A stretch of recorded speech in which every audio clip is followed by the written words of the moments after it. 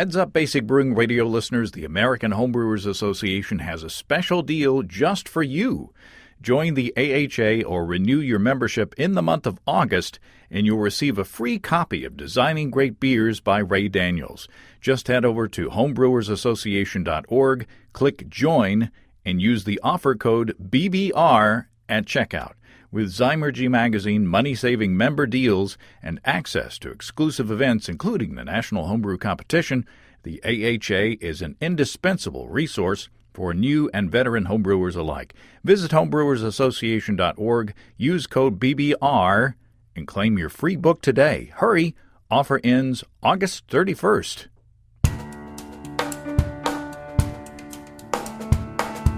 Welcome to Basic Brewing Radio for Thursday, August 27th, 2015. I'm James Spencer.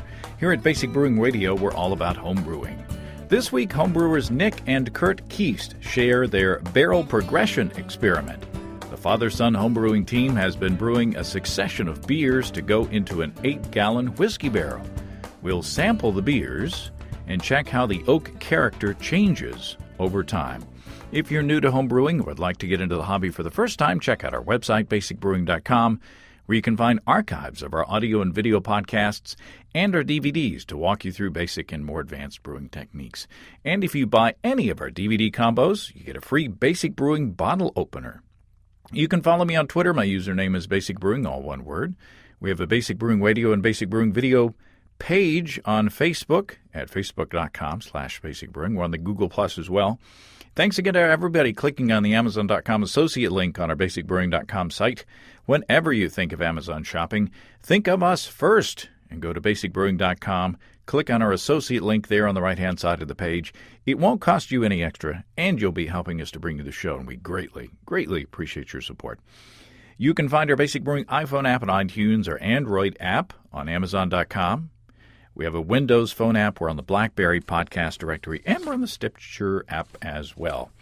If you want to put a tip in our tip jar, some coinage in our guitar case, you can go to basicbrewing.com/support, and thanks to everybody who's done so already. We have less time this week before our interview since we talked for a good long time, but I do want to mention something extremely exciting that happened to me last week. This past Friday, I went down to Apple Blossom Brewing Company in Fayetteville, Arkansas, and they brewed a 10-barrel batch of my cream ale recipe. Very cool. Marcus Ward and Roger Raines worked there very well together in the Apple Blossom Brew House and made the brew day look extremely easy. And I recorded some audio and video, so look for that in a future episode. And check out our page on facebook.com/basicbrewing. And I posted some pictures there as well. And I posted a picture that made me look like I actually did some work. But I'm really looking forward to tasting that beer at Apple Blossom. And Marcus says that he wants to try to put the beer on nitro as well. So I'm really excited about that. Let's take a quick look into the mailbag. If you'll remember a few weeks back, I had a question from Joe on a diacetyl rest for his Munich-style lager brew. After I read his email on the show, Joe wrote this. He says, "Thanks for featuring my question on your show. Now I really wish I had included where I'm from in my first email because nobody will believe that question was from me otherwise." Well, so credit for that question goes to Joe in Gainesville, Florida. The answer is Joe in Gainesville, Florida. So I hope that helps, Joe. This from Sean in Kansas on the topic of brewing with bread yeast. Sean says, "I've been making mead for many a year now and used bread yeast in many meads after I moved to Kansas. Now, or not knowing where the closest craft beer store was at the time, I figured, what the harm in using bread yeast? My mead would start out extra foamy and end up a little extra bitter. Since I was new to mead at the time, I figured that was the way it was supposed to be, till I read an SCA, Society for Creative Anachronism, article on brewing mead. It said, never use bread yeast for 2 reasons. Number 1, the brewing process starts out extra foamy, and number 2, it makes the mead extra bitter. Who knew? With that, I found some homebrew supply stores and started to use wine yeast, and my mead became better. I listened to your podcast on using beer yeast to improve meads even more. Another visit to my local homebrew supply store, and now my mead has improved 100-fold. I haven't looked back. So he's been using beer yeast and wine yeast instead of the bread yeast. So that's from the other side of the topic of making mead with bread yeast. So I appreciate the note, Sean. I'd be interested to hear from anybody else. That I can only say from that one experience there, from that tasting, but that it didn't seem to be foamy. Of course, I don't know about the brewing process that Tim went through, but and I didn't get a bitterness from that. Maybe because it started off so high, the gravity started off so high in the beginning that it was plenty sweet to cover up any bitterness in the end. But anyway, so that's a note to put in some data to put in the equation about bread yeast. I appreciate that from Sean. Here's one from Brew in a Bag from Greg. Greg says, I'm wondering if you can explain something regarding brew in a bag. When using this technique, you often mention that you hold your mash at a particular temperature similar to using a mash tun. I've always found it difficult doing a brew in a bag on an electric stovetop because my temps don't stay constant. After I raise my mash in a bag to an appropriate mash temp, should I leave the element on or be turning it off? I find if I leave it on, the temp continues to increase. Makes sense. Turn it off and it drops below mash temp, and I can't seem to find a good in-between temp. What's your approach? Well, if you've been listening to the show lately, you'll know that my approach to maintaining brew in a bag mash temps has changed recently, and I'll get into that a little bit. But before I talk about that, I did do a few things to maintain the mash temp in the kettle before my recent change. I wouldn't leave the heating element on throughout the whole process, throughout the whole mash. That's an easy question. Now, what would I do to maintain mash temperatures in the kettle? To tell you the truth, on 5-gallon batches, I would just wrap the kettle in blankets and towels to try to maintain the mash temperature and hope that was sufficient. And I would still lose some mash temperature, but, it brewed good beer. You can apply some heat to the kettle to bring the mash temperature back up if you need to, but you want to make sure that the bag is lifted off the bottom of the keg, or the kettle rather. And if you're using a keg, you want to keep it off the bottom of that to avoid melting and scorching of the bag. And you've got to kind of stir up the fluid in the grain too to make sure it heats up evenly. Some brewers use an overturned metal colander in the bottom of the kettle to keep the bag off the bottom, to keep it from scorching. Or if I'm mashing a small batch in a small kettle, I will preheat my oven to 150 degrees Fahrenheit and keep the kettle in the oven during the mash if it'll fit. And that works really well for small batches. So there are some suggestions for traditional brew in a bag. But, as I said, my technique has changed recently since I got my electric brew in a bag system from Desiree and Dave of High Gravity in Tulsa, our sponsors, ongoing sponsors for the show. My High Gravity system uses an electric heating element in the kettle, a recirculating pump, and a very cool electronic controller to keep mash temperatures rock solid. You can see that at youtube.com/highdgravitybrew. And I don't have to worry about blankets or towels anymore. And if I want to ramp up the mash temperature to do a step mash or to do a mash out, all I have to do is push a button and maybe dial up a control on the side of the controller. It's very easy to do. High Gravity's brew in a bag systems come in 3 different versions: a 240-volt 10-gallon system with a pump, a 120-volt 5-gallon system with a pump, and a 120-volt 5-gallon system with no pump if you want to go old school. You can check all that out at highdgravitybrew.com. And while you're there, you can get $7.99 flat rate shipping on ingredients and many other products.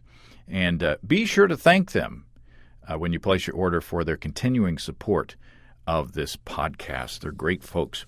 highdgravitybrew.com. Okay, this is the next to last episode from our trip to San Diego and the National Homebrewers Conference.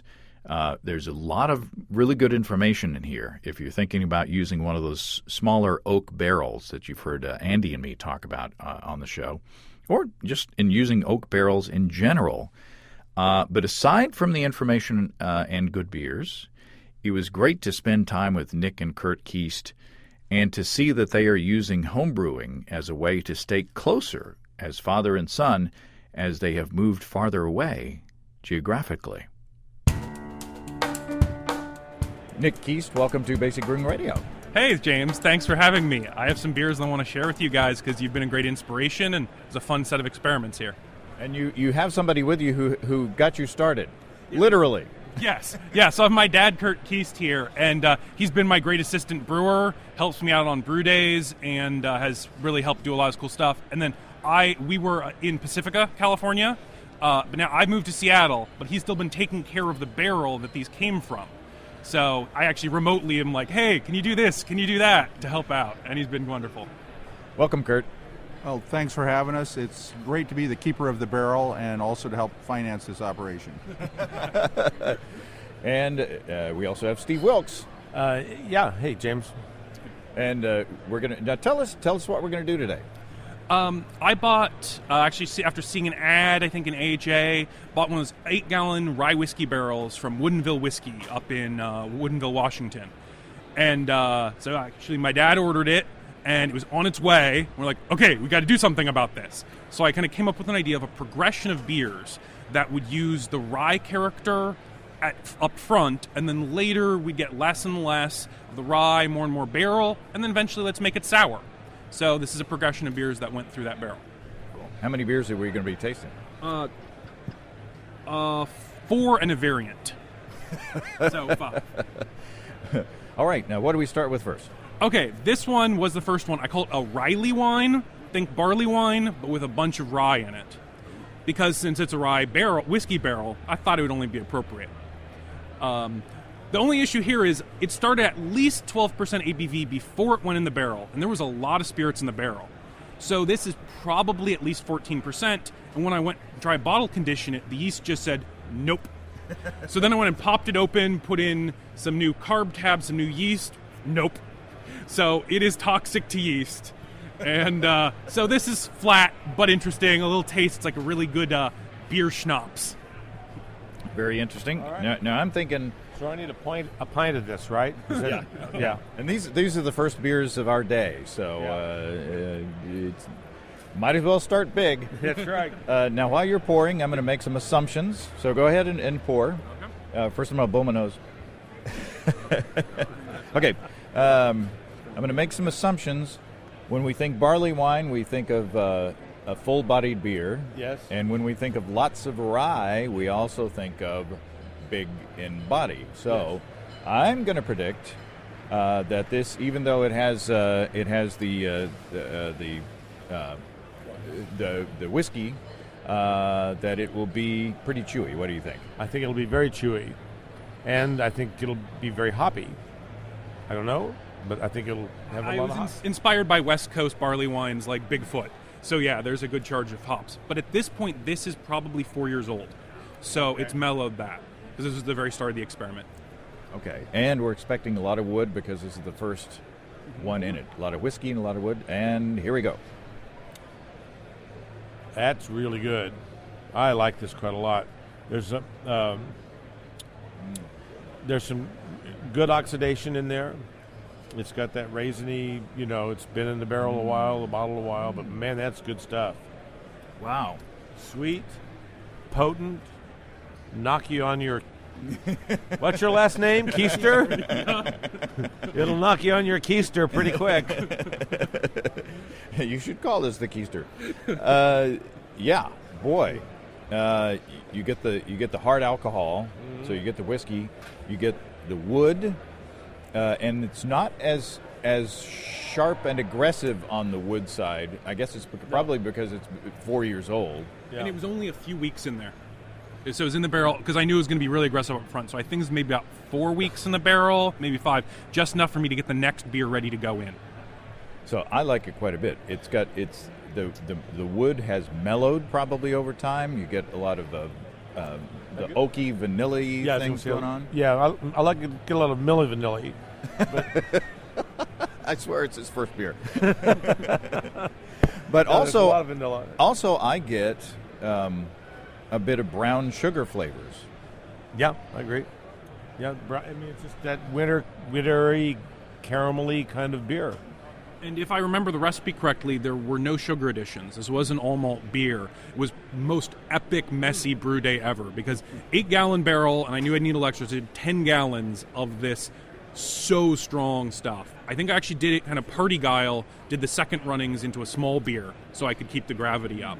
And I don't care that it's not carbonated. Exactly. Yeah. This is like drinking a port for me. I was going to say the same thing. I don't miss the carbonation at all. This is something like doesn't have the gravity of a Utopias, but something that it doesn't hurt it not to be carbonated. I also kind of want to put it over like vanilla ice cream. Oh yeah. Yeah. Now make a vanilla ice joke. I can. No, you've already done that for me. But this would be great to soak a fruitcake in. Oh yeah, very nice. Yeah. Yes. Curt, your feedback. Well, I'm really proud of Nick for coming up with this combination, but it was interesting. We did take a bunch of the bottles that were flat and carbonated them, in a small fermentation, in a small Cornelius, and actually it makes it is a different product then, and it really actually is very tasty. So both versions are very tasty.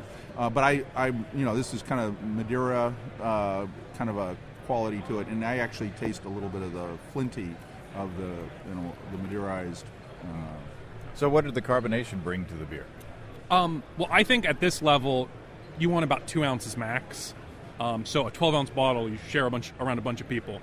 With carbonation, I could drink 6 ounces. It really increased the drinkability, maybe even more, maybe 8. It lightened up the body, so it's not as syrupy in mouthfeel.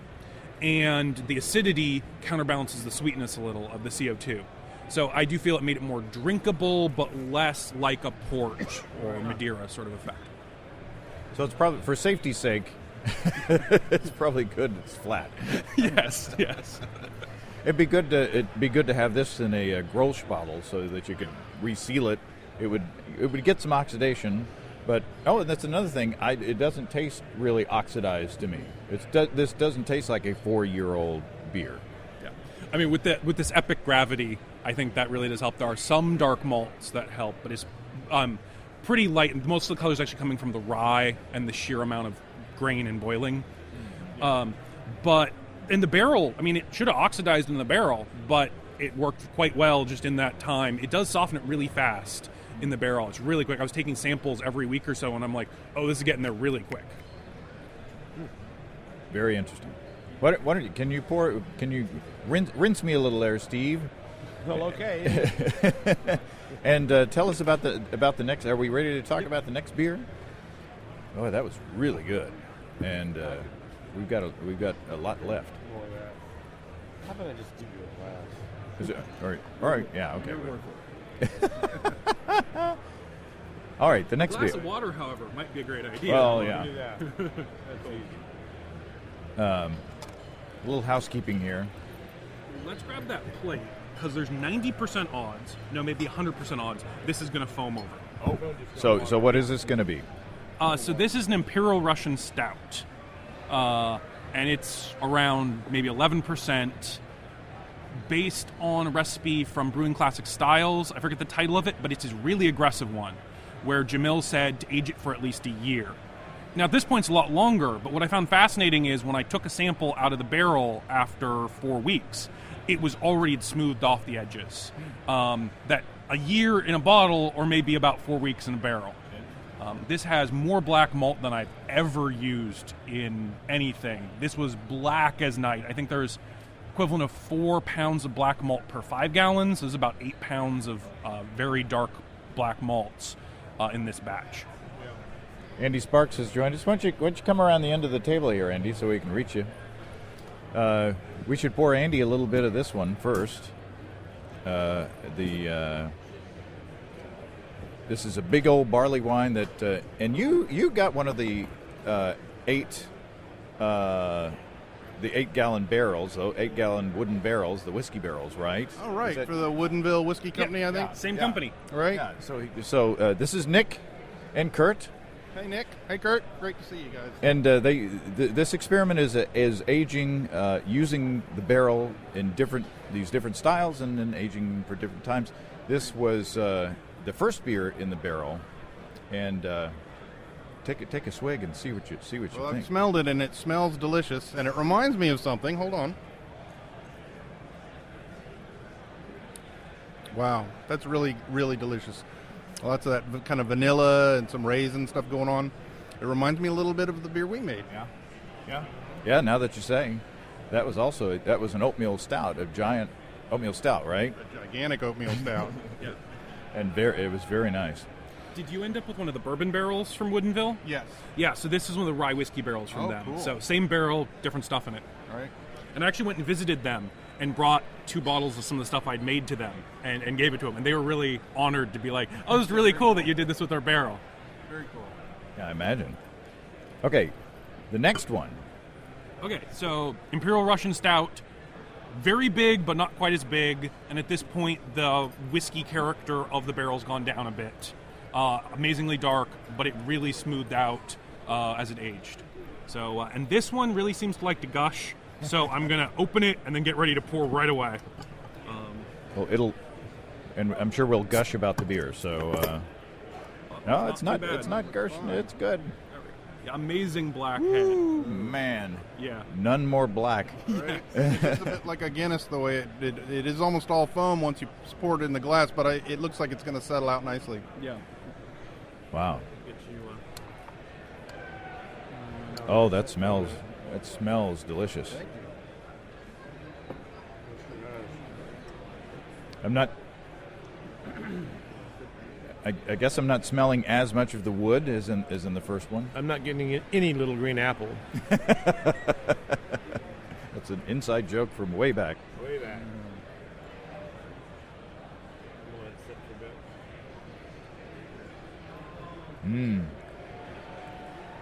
It's got great head retention. Yeah, the head is almost mousse-like in the way it's kind of soft and fluffy. Mm-hmm. But it's settling out, and you can see it's inky black. And I haven't gotten down and sipped any yet. Hold on. Oh, that's delicious. That's delicious. Wow. Imperial Russian Stout. Yeah, really, really nice. In comparison to the first one, the body is quite a bit lighter. Yeah. It would have been interesting to go from, say, like a regular Pilsner or something to this. I'm sure that this would have felt a lot heavier in that regard. But going from that first one, which was like a milkshake, to this one, the mouthfeel is like a lighter beer. Well, the first one had a good chunk of rye, maybe 30%, and so that amplified it even more than the Gravity did.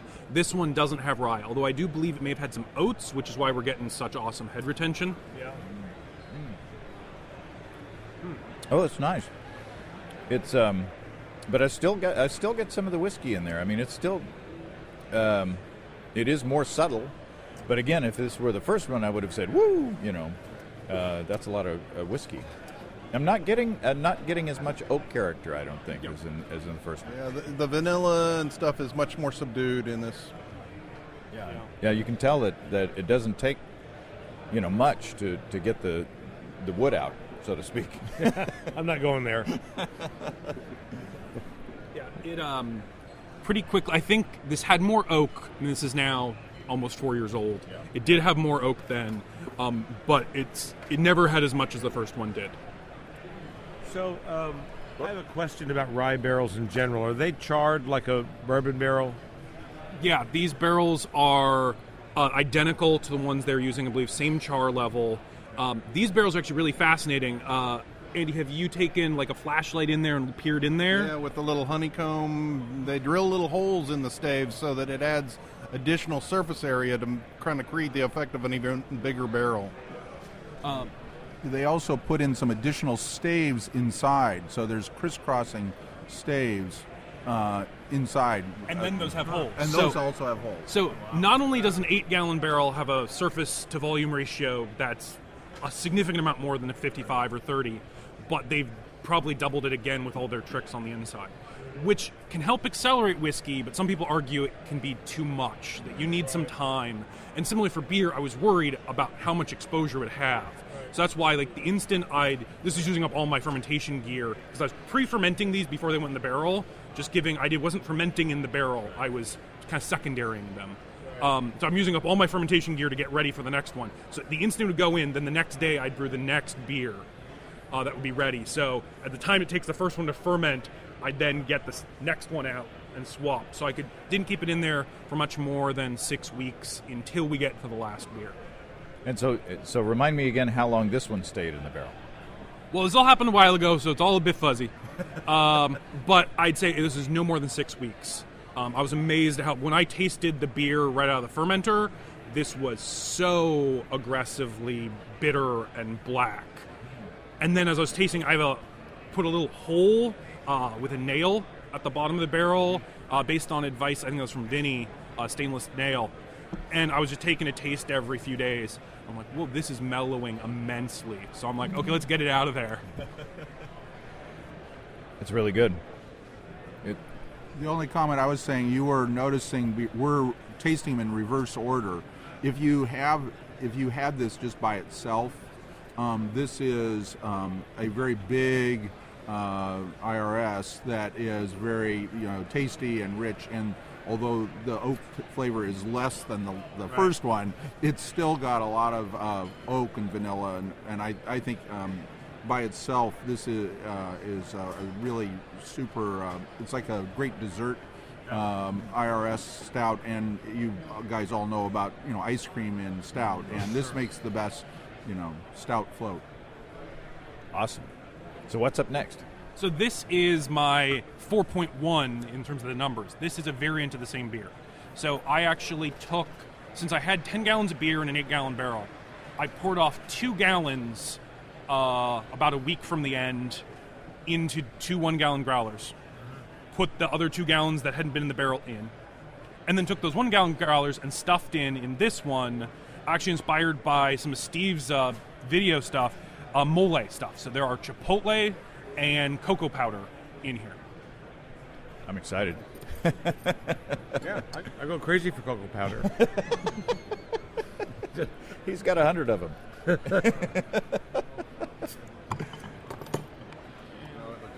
Quick pour. Yeah, it's not going anywhere. So I think the cocoa powder maybe changes a little bit how the head works. So it ends up foaming over more often, and the head dies down quicker. Yeah, it's although it's sticking around pretty good. Yeah, and it's again very, very moussey, real thick, very, very dark brown. I guess. Oh, interesting, very interesting. Oh yeah. There's a lot going on in there. Oh man, the chili's really come through. I mean, I haven't tasted it yet. The chilies on the aroma are pretty intense. Yeah, I'm philosophically about chilies that I love the flavor of them. So I don't like hot chilies. I don't see a point of ghost peppers or even habaneros because I'd rather have more chili than less that's hot. So I really like going with poblanos, chipotle, ancho, things like that, just so I can get more chili in there. So I think this is like, those plastic bags that you get at the supermarket with the chilies in them? This is, I think, about half of one of those bags just for the 1 gallon. Yeah. Did you? It was either ancho or I think it's chipotle.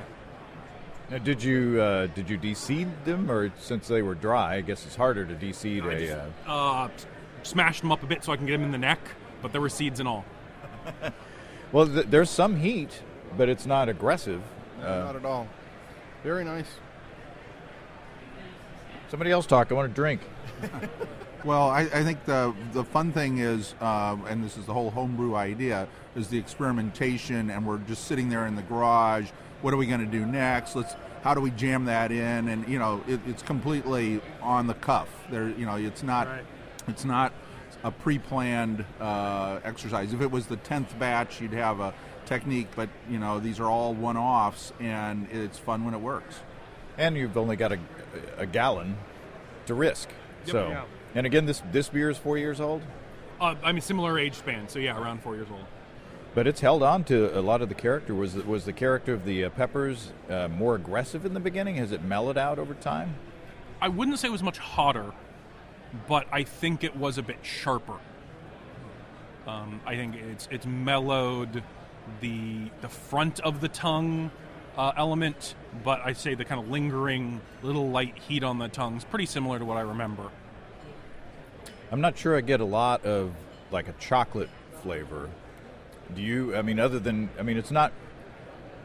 Well, is this the previous one or? This is the previous one. Really? I get it. I get some cocoa on the nose, along with the peppers, and kind of very earthy. When you taste it, the peppers are very earthy and rich. We have the luxury of. Oh, go ahead. Yeah, and for me, this is about the perfect level of spiciness. We've tried several spiced pepper beers here, and for me, this doesn't give me that kind of the back of my throat is burning kind of thing, where some of them have. This is still just a mild, very, very subtle heat. Okay, I'm wrong. I did a side-by-side. This is that memory element that we were talking earlier. So yeah, it is more. It's less carbonated than the first one in this case, and yeah, it's more chocolatey. Cool. Unfortunately, I'm out of. I think we just had one bottle with us, and we shared it with some great folks last night. But I also did a coffee version where I put it on in the other 1 gallon fermenter, like a good 4 ounces maybe of whole beans, and left it on there for a few weeks of Major Dickinson blend, which is my dad's favorite blend of coffee. Yeah. Now, Steve, you're saying that chipotle is smoked peppers, and usually in mole sauce, so it couldn't have been crushed up. By crushed, I literally mean it was a smoked pepper that I just had to mangle so I could get it in there. In a can or in a? No. This was the dry plastic one. So I'm trying to remember if it was. That would be a Maria. Oh. If it's a smoked jalapeno not in mole sauce is a Maria. Oh yeah. So there is a difference, and it would just to be clear to the listeners, because you'd buy a can of chipotle peppers, which is delicious if you just blend those up in a food processor as a sauce. Oh, so tasty. But so that there's the complex. If you do it this way, it's that thing. This way, that thing. And yeah, this was a while ago. I don't quite exactly remember, but they were definitely a dry pepper with a bit of smoke. Okay. Yeah, so Marita. Actually, it's Marita. So pepper experts, we appreciate your you can delete that email that you're writing up now. Yeah. But thanks, Steve, for catching that. Okay, so the coffee one, how did you put the coffee in the beer? Just in that same, so one of those big 1 gallon growler sort of things, just put about 4 ounces of whole beans in it and let it rest for a few weeks before I bottled. There you go. And then the next beer. Now what are we doing? I'm getting happier all the time. Yeah. So it'll be time for a nap.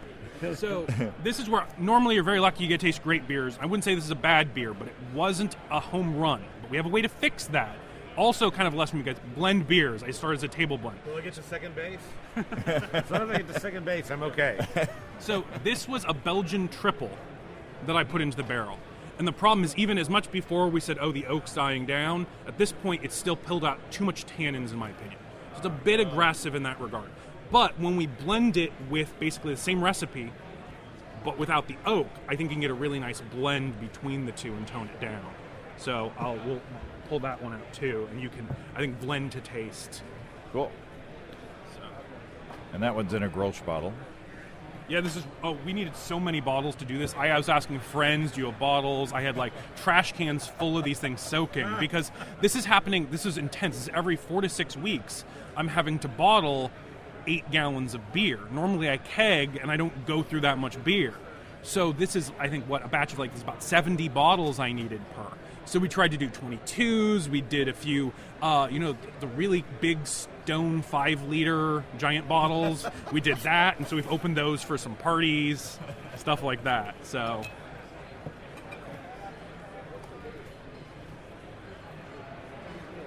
So we're expecting this to be bad. Well, no. Or over-oaked. It has flaws. But that just means it's Amish.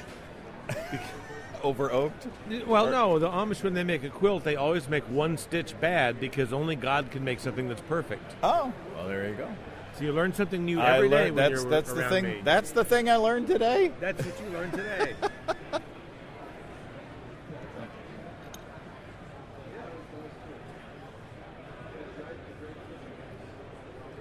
Well, No, that's not so I bad. think it's pretty good. Yeah. That's why you poured in reverse order. Also, age has helped. When I had this even a year ago, the tannins were more aggressive. Yeah, and of course I haven't tasted it yet. I'm just smelling it, and you certainly don't perceive the tannins in the aroma.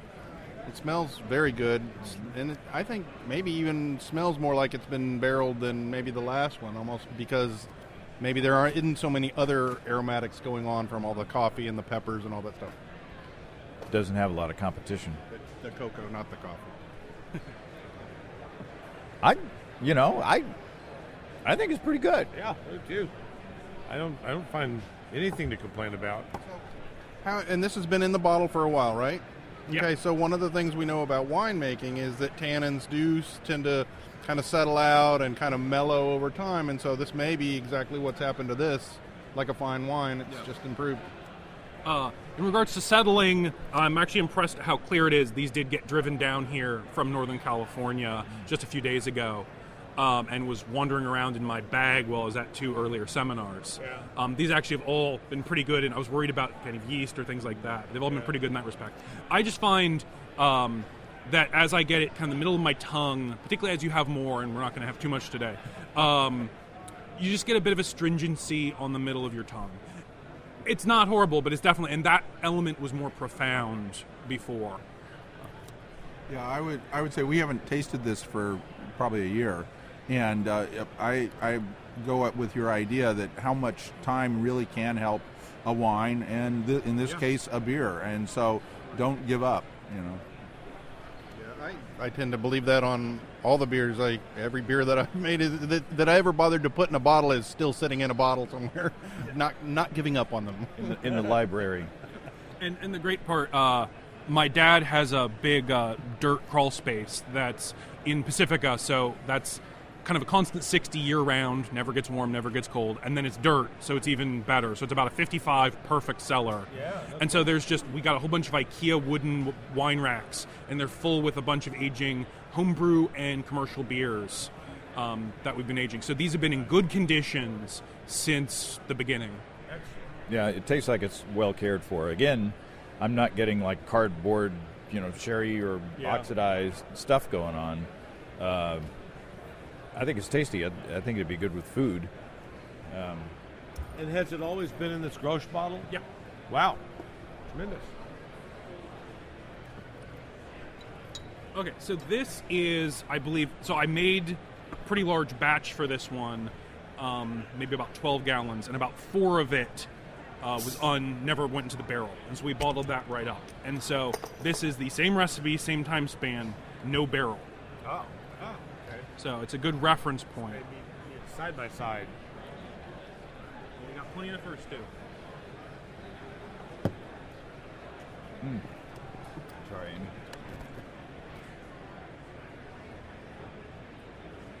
The fun part, even about a year ago, I felt that the oaked was a little too aggressive. And so I brewed up the same recipe again, made a 2.5 gallon batch, and then in a 5 gallon keg, I had a bunch of these bottles, and I started pouring them in and tasting it. And after I got just about a gallon and a half, it was great. And so then I had a keg of about 4 gallons of this blend. And it's also, I think, maybe brings a bit of youthfulness by having the younger beer and the older beer together. My first impression, I got a little teeny hint of butteriness that I didn't get on the barrel aged one. I don't know if you guys are getting that, and I don't know if that's what to contribute that to. As I taste it, it doesn't taste like a diacetyl bomb, but it's kind of more rounder in that regard than the oak aged version. Right. Actually, I find the oak aged version to kind of be smoother and, to me, more pleasing. If I had to drink the two of them, I actually prefer the barrel aged version. Yeah, I do too. It's fun. I'm looking at the two of them. I've got the same out in my glass, and the color difference is fun because it's the same beer, and this is what the barrel contributed, and it's from a blonde, very blonde beer to a reddish hue in the oak aged.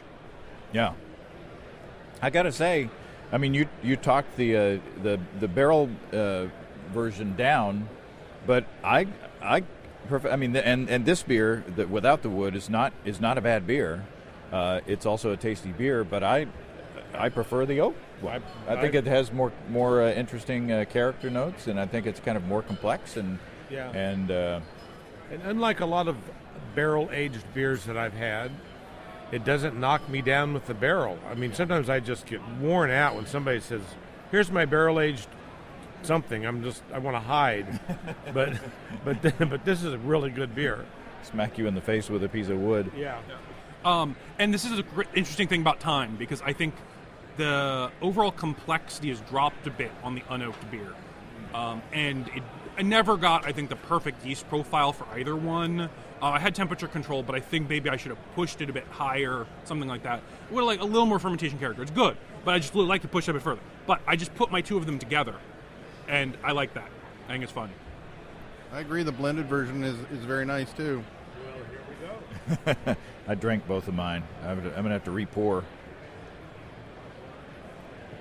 And I think over time, because we did initially, it really required the blend. It really was important. The oaked was interesting, but you didn't want to finish the glass. But when you mixed it with the unoaked, then you had something that was really enjoyable. And now, several years later, that ratio has changed. And blending them now tastes very good, but I think the oaked actually probably wins. Together, it's a different experience. It's I like that as well. Me too. I think it's delicious. Which is we've talked about this before, how blending can really help you a lot, and take a beer that's kind of average and turn it into something really exciting. Yeah, that's good. I like that. It's it's a blend. It's blending the good characteristics of both. And I think the real thing, that I bottled them separately. I didn't need to blend them beforehand. And then I can just open two bottles, and if I'm sharing with some folks, we can make a blend, or as I said, stick them in a keg. But just play with it and go, okay, do I want 50-50, 70-30? And just do it in your glass and have fun. And that's one thing, actually, with Basic Brewing, I've seen you guys just, okay, let's add these together. Oh, hey, that's great. Let's do more of that. And it's an advantage to, if you were to blend this in the beginning, you would have less control than you do now. In the beginning, I wanted 70-30 unoaked to oaked. Now I might go the other direction. Yeah, very nice. Do we have any more surprises in the mystery box? One last one, and this is actually the one I'm most excited about, and was kind of part of the point of the project. So this is a sour beer, and I figured after a certain point we're going to get some contamination, and let's just get ahead of it. Instead of doing too many batches, let's go for it. Taste it like a man. But at the same time, I was also worried that if I did a sour beer right up front, there'd be way too much whiskey and tannins that would have ruined it. So I need to essentially scrub the barrel to make it ready for sour. So I'd call this somewhere between like a Flanders Red and an Old Brune style. So I was going for some acetic character and a little residual sweetness. I at least 2 different commercial blends and dregs from several different bottles. But I did first clean, let's see here. I started with a clean fermentation. and then added all those blends and dregs as it was going into the barrel. So it's a suicide. And it was in the barrel for 2.5 years. Wow. So we bottled it this past Christmas. Outstanding. Yeah, so it's been there for so long. And we'd take samples, pull up the nail every about 6 months. And for the first year, we're just like, this is bland. This is boring. I hope this goes somewhere. There was no tartness to it. It picked up a teeny bit of maybe Brett thing, but only in an off way. But it was just amazingly mild. And then finally, after 2 years, I'm like, oh, we're getting somewhere. And so we planned when I came to visit for Christmas that we'd go ahead and bottle it. And so then once again, you never want the barrel to be empty. So I wrote up, I'm like, okay, this is a simple recipe. We can do a quick extract recipe for the next beer to go in. So I said, okay, Dad, brew this batch. I actually ordered the ingredients online, sent it to him. He brewed it, and it's already fermented, ready to go, so that when we bottled this, which is a big bottling thing to bottle a barrel, we had this one ready to pour right in for the next beer. And this next batch might be disposable. We want to move it from California to Washington via car. And I have no idea what that's going to do to it. It could ruin it completely.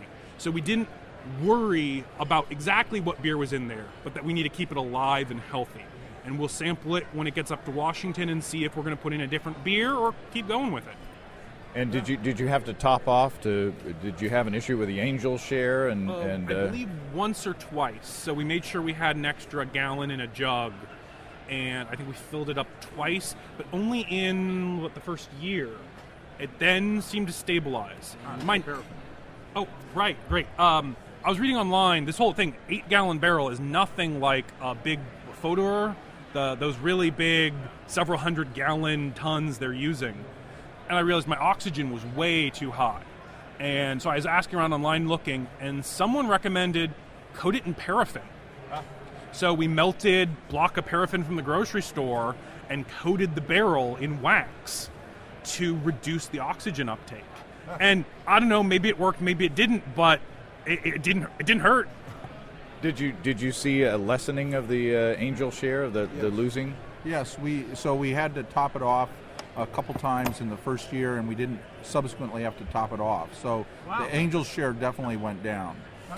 Approximately I guess I didn't hear, how long before did you go before you put the wax on it? Did you go a year? Did 2 years?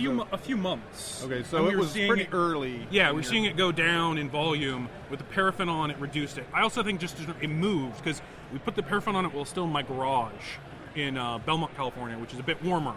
It then moved to his dirt basement in Pacifica, which is moist and cool. And that also must have reduced the Angel share as well. So we didn't isolate the location and the paraffin. Have you heard of doing that anywhere else? Or On Homebrew Talk, I was digging around and I was looking at, I'm trying to remember who it was, but there's actually, I can try and go look it up. There's a guy who's been playing around with the size of barrels and the concerns of over-oxidization. And he did a ratio calculation. And he's like, this is, an 8-gallon barrel is like 10 times more oxygen than a 50-gallon barrel. And it's another almost 10 times as much as a big, one of those big Fodors that they have in Belgium. So, but coating it in paraffin. Yeah. Did you just come up with that, or? I'm not sure whether someone suggested it. I'm not sure if they actually suggested it based on experience. It was just, okay, let's try and reduce this. Interesting. I just wanted to give you credit if it was your idea, but. Problem is, it all happened a while ago, and I took notes on the recipes, but not on all the processes, which in retrospect was maybe a mistake. Ooh. Relax. Have a homebrew. Yeah, that's right. We should just have Charlie come over and say that. Oh, woo, it smells good. Yeah, it does. Well, it's got my salivary glands are going there. Yeah, nice bready nose to it.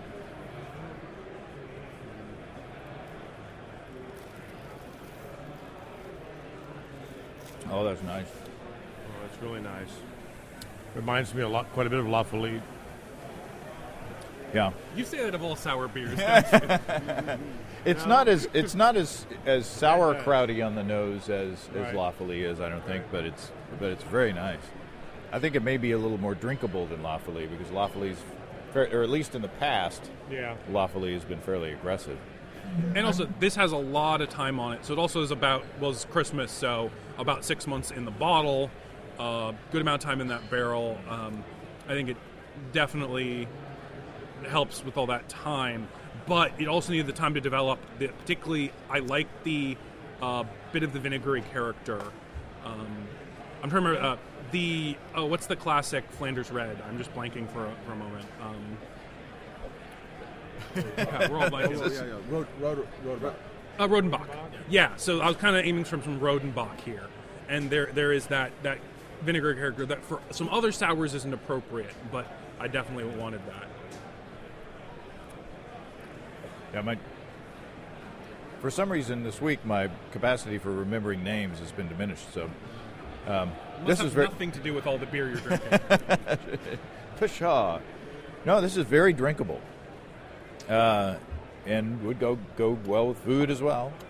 But this is a sour that it is very nicely tart.